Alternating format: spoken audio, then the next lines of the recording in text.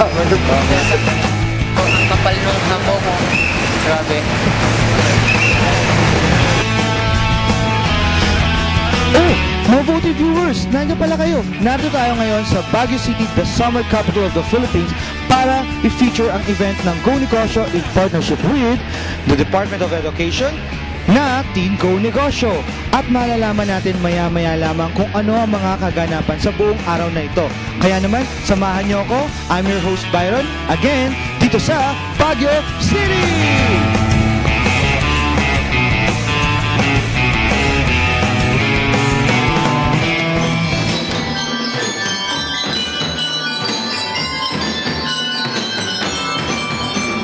Baguio, with mountains so grand, crowned with green pine trees and sashed with moss so fine.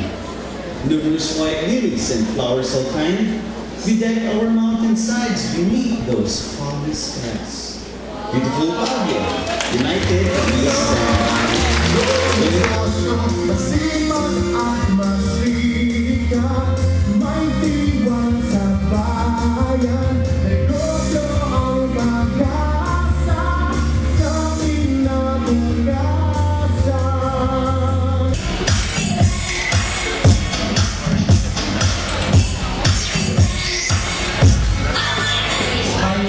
To introduce our guest of honor and keynote speaker, Representative Teofisto T.G. De Lara Gingola III.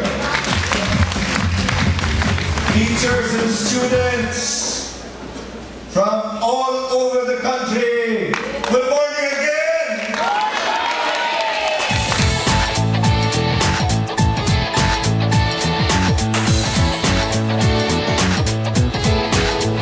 Since my vision is to retire at age 40, that keeps me from doing what I'm doing right now.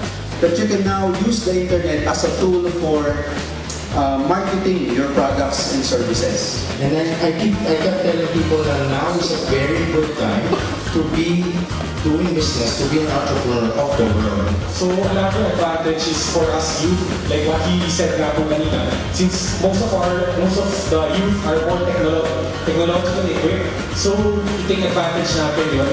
Dahil pag technologically related yung service natin, it's easy for us to get into the business.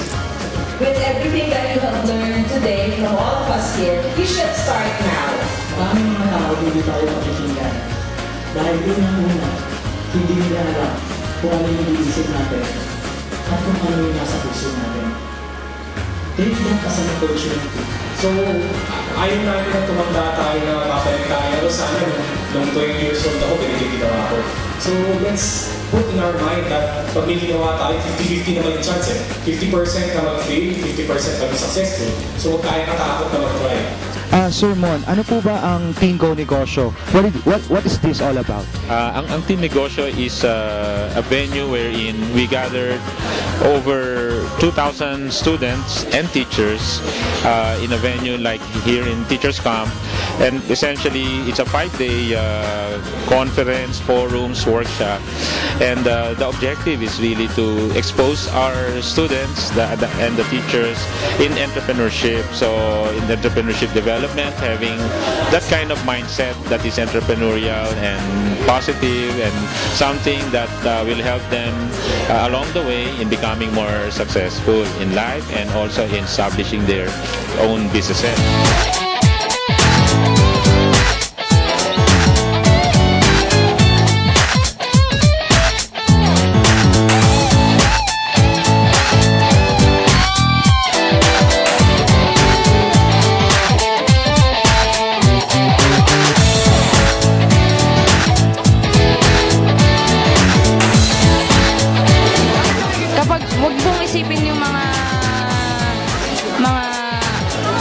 failures na pwedeng maglaglag sa kanila.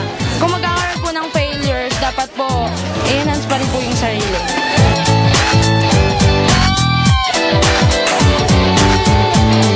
Maganda po to kasi para po to sa mga student na encourage po na dapat magkaroon ng negosyo kahit maliit lang po para hindi po tayo palagi depende sa parents natin. Dapat may own decision din po tayo as a student. This is our responsibility na magkaroon tayo ng negosyo kahit maliit lang para naman sa ating expenses.